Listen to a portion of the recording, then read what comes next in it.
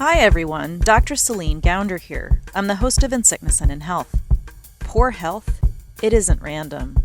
On this podcast, we explain what exactly is making millions of Americans sick and what we can do about it. It isn't just about politicians arguing in Washington or what kind of insurance you have. Health is a symptom of something much bigger. Those are the stories we bring you season after season. This holiday season, give the gift of storytelling. Stories about our health, stories for impact. Please consider becoming a member. Go to glow.fm/insicknessandinhealth. That's glow.fm/insicknessandinhealth. And make a contribution today.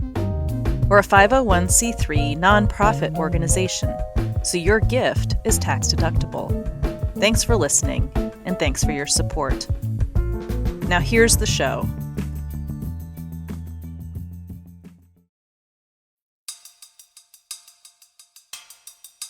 They felt this sense of frustration after Parkland, and they banded together. You know, you get punched in the gut. It hurts for a day, but then you go back and you say, okay, how do I fight back? It's been extremely rewarding to finally feel like we're moving the needle. Welcome back to In Sickness and in Health, a podcast about health and social justice. I'm Dr. Céline Gounder. This season, we're looking at gun violence in America.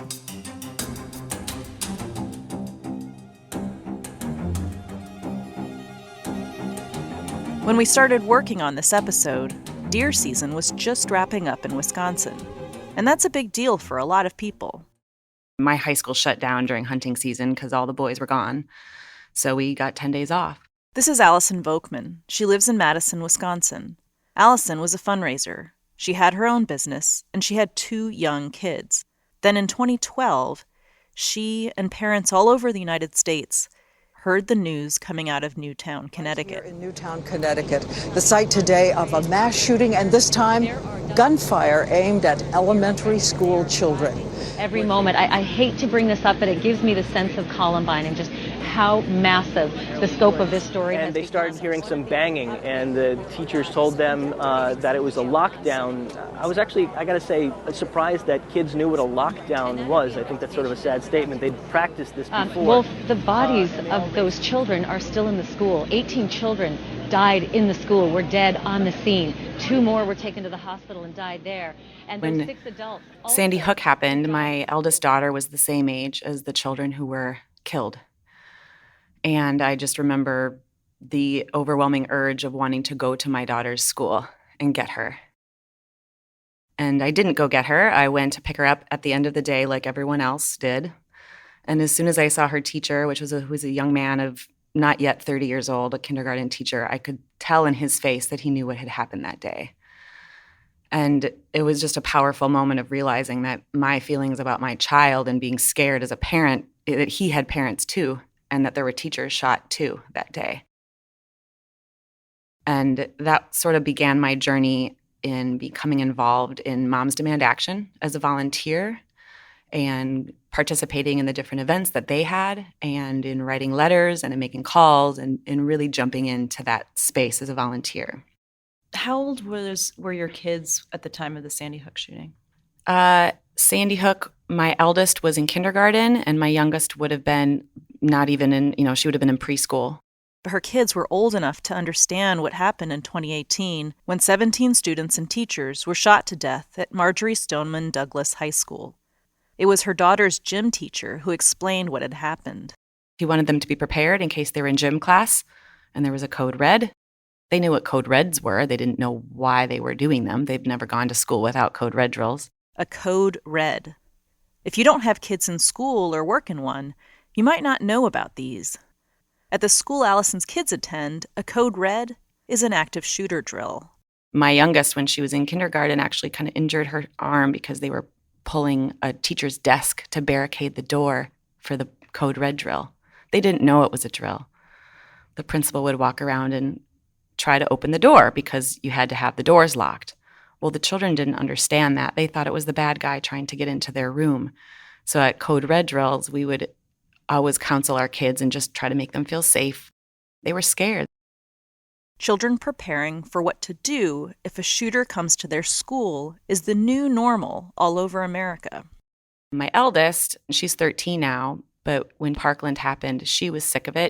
And she said, how do you get in the newspaper? And I said, oh, well, you can write a letter. And then so she wrote a letter, and I thought it would end there. How do you get it actually in the newspaper, though, Mom? And so I sat down with her at the computer and said, I've never submitted a letter to the editor. Let's figure it out. Click, click, click. We submitted it, and she was published 2 days later. She's had 4 letters to the editor published, all about gun violence prevention, with the last one ending with a threat that if the current legislation doesn't fix this problem, then she will be running for office. Wow. Yeah. What's her name? Her name is Maxine Volkman, Volkman. Wow. So she was just so brave to do that. And with my other daughter's minor injury with moving this desk, that's what really propelled me to say, if they're brave enough to do this, if they have to do this, then I can get into this. So Allison quit her job. She started working as an organizer with Doctors for America's gun violence prevention program. In this episode, we'll hear from other moms like Allison and kids who are jumping into the gun violence prevention fight like never before. We'll hear why they're taking action. Before that, sort of thought to myself, oh, that won't happen to me or my kids. Our community's really safe. What are the chances? That illusion just crumbled. We'll hear how they're organizing. And he said, well, why don't you write a bill? Why don't you write legislation? And it kind of blew my mind. And why this time, things are different. Since Parkland, I think that myth has been erased. There is no more enthusiasm gap. On this episode of In Sickness and in Health, stories of moms and kids taking action on gun reform.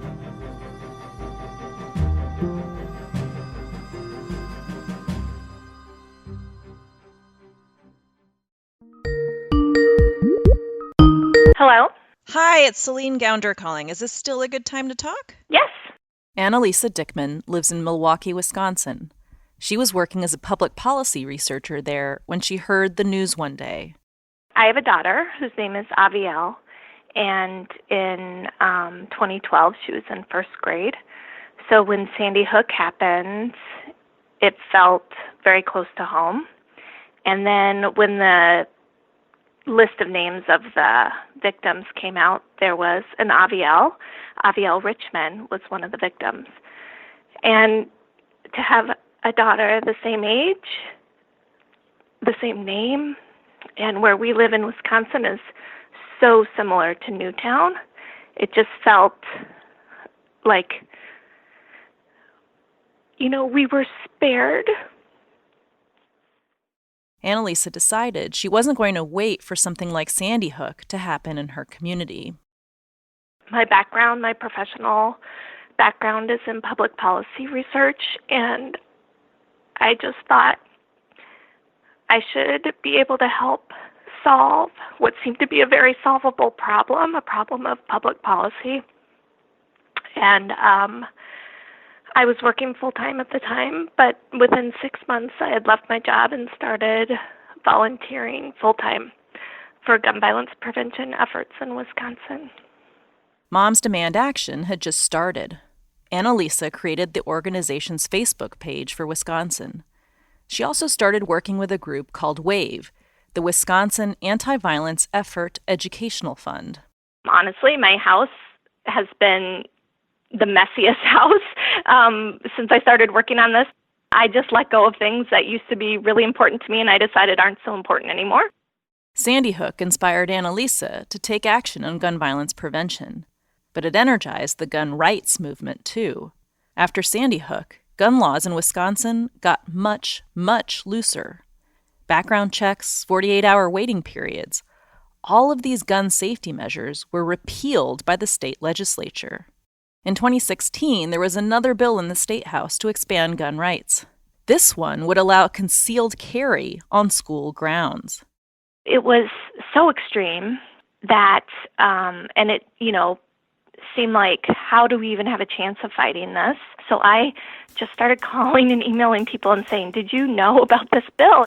She reached out to teachers and administrators, and then she reached out to parents. We basically created a toolkit that any parent could use to go to their school board and ask the school board to pass a resolution opposed to this bill, and then communicate that the school board had a position and then pass the resolution, communicate that with the legislature.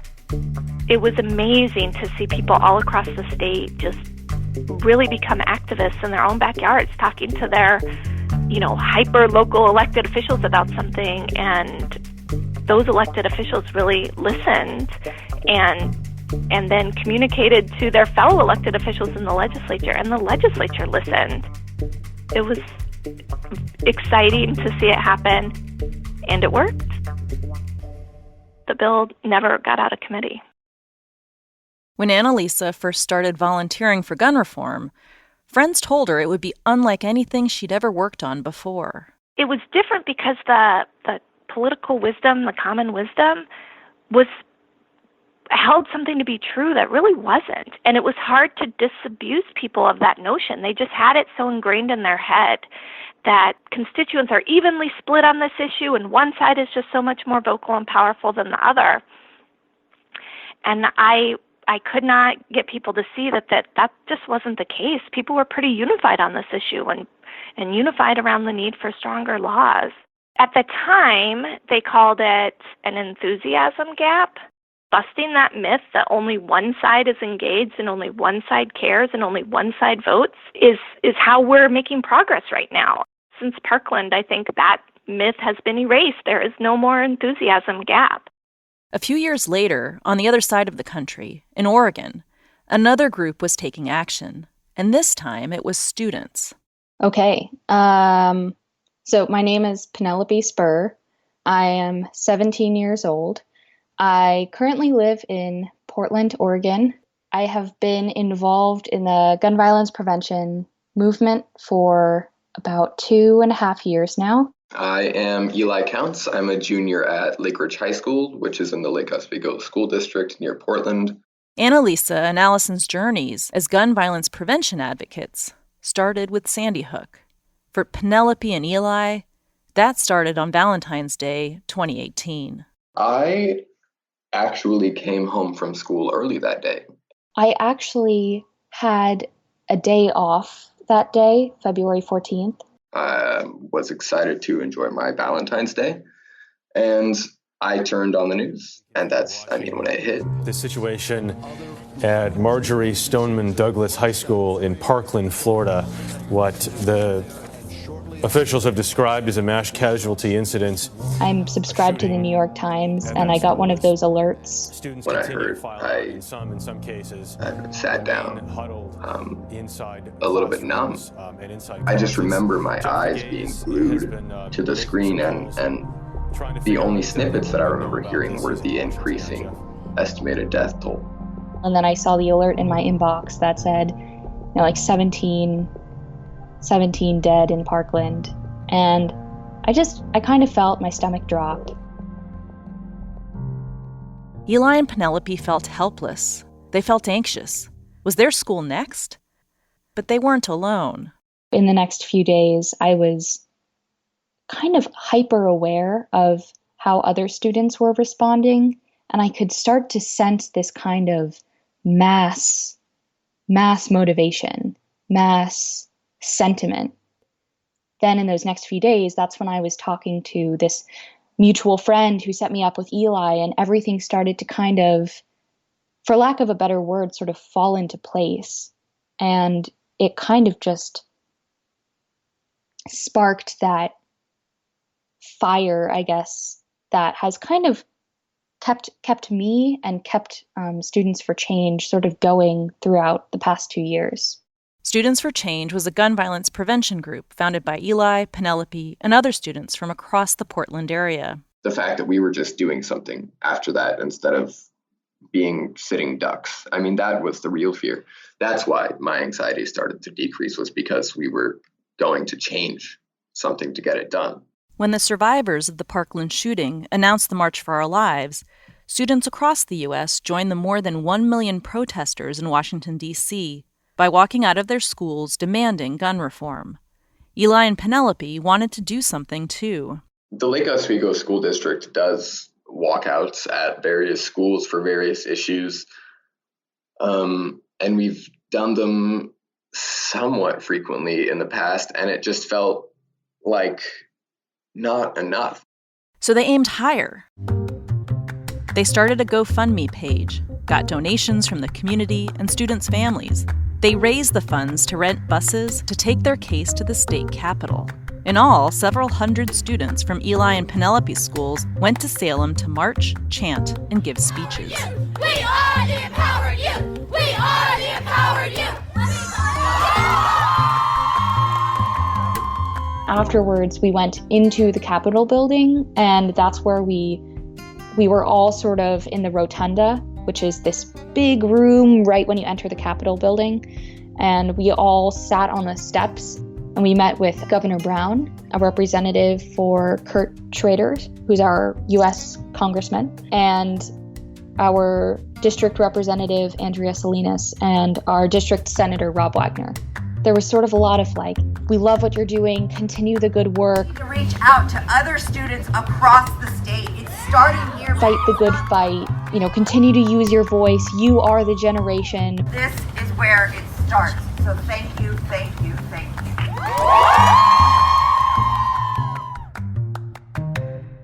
But for Penelope, meeting lawmakers left her wondering what was backing up those words of encouragement. Aside from me just raising my voice, quote unquote, raising my voice, or bringing a poster and chanting, what kind of change am I actually being a part of? Like, what legislation am I actually getting passed? I started to realize that there was a lot more to the movement that I had not been as exposed to, and that was kind of the realm of legislation and policy. After the trip to Salem, the organizers of Students for Change met up at Penelope's house. The iconic house meeting.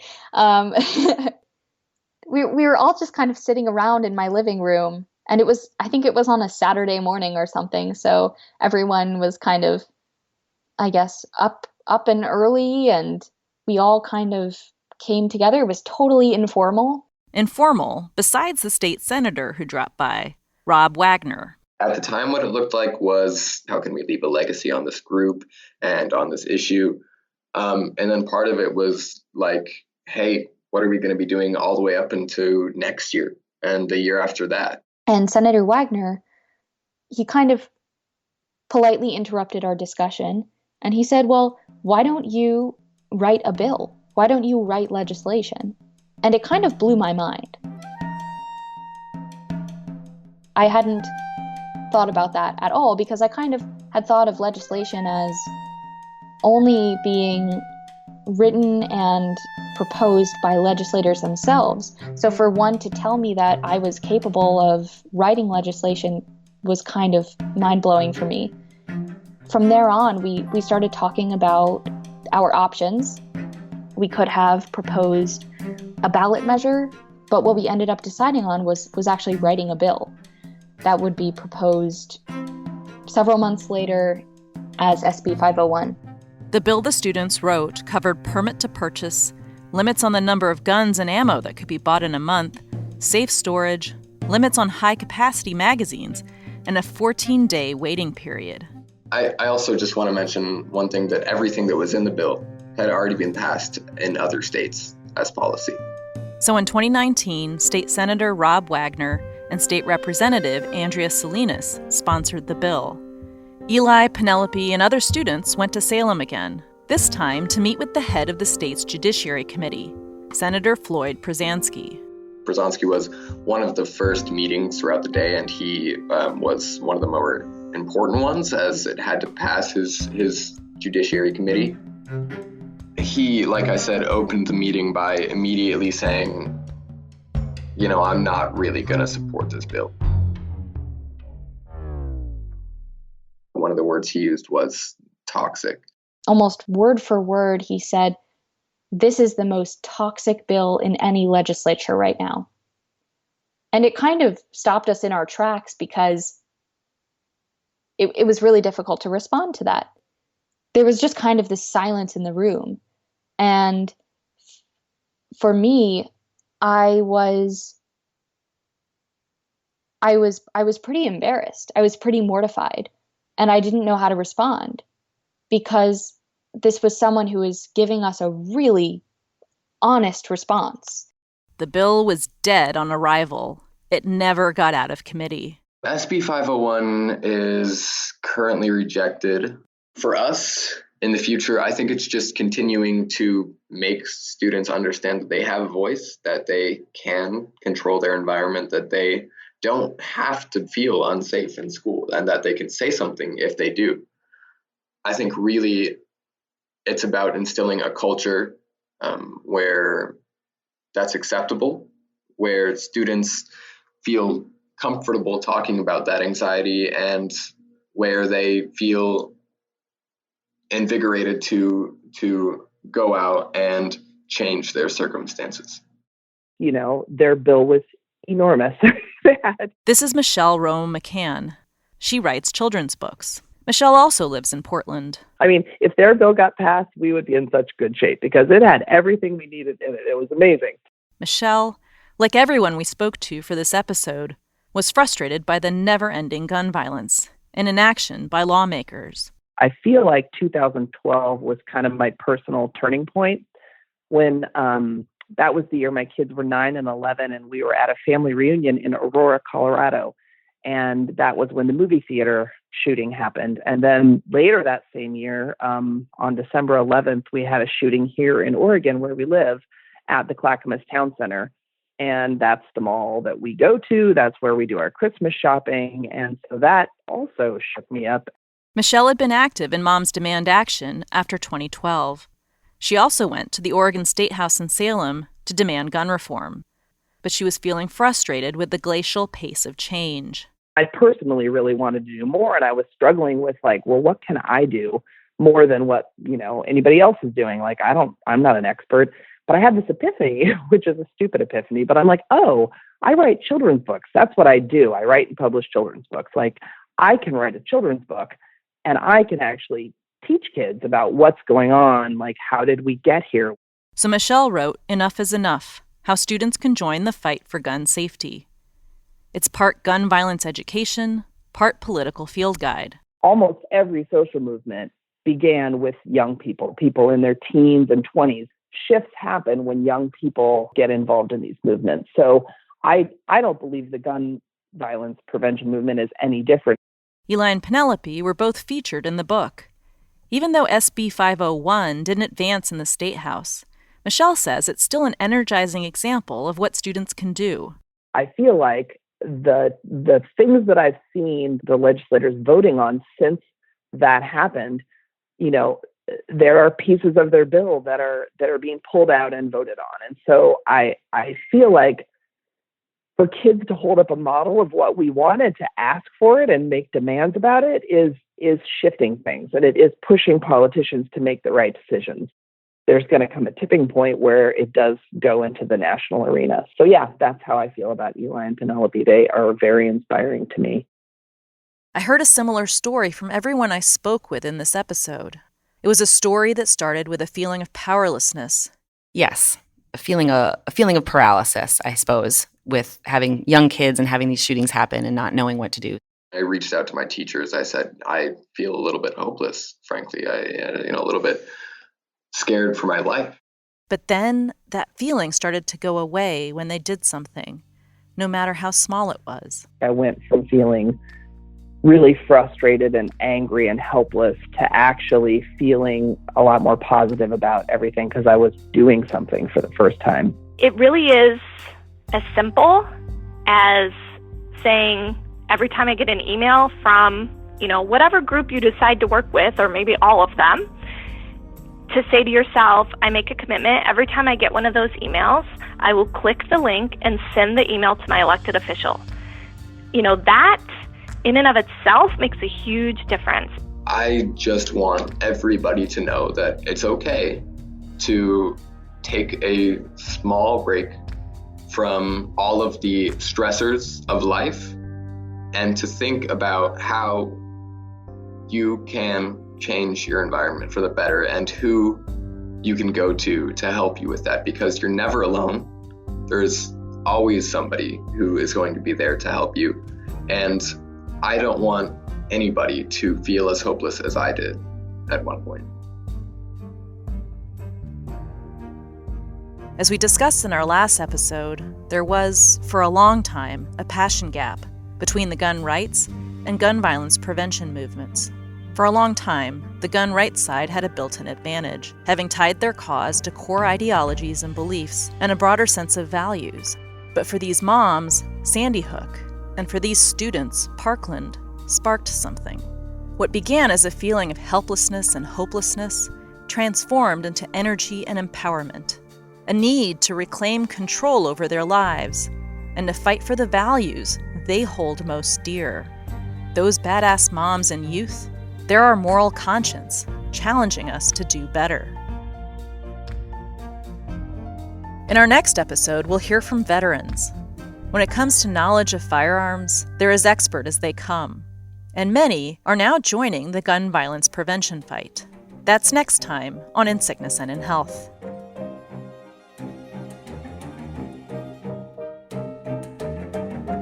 In Sickness and in Health is brought to you by Just Human Productions. Today's episode was produced by Zach Dyer and me.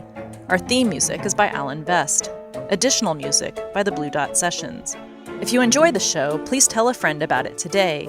And if you haven't already done so, leave us a review on Apple Podcasts. It helps more people find out about the show. You can learn more about this podcast, how to engage with us on social media, and how to become a member and support the podcast at insicknessandinhealthpodcast.com. That's insicknessandinhealthpodcast.com. I'm Dr. Céline Gounder. This is In Sickness and in Health.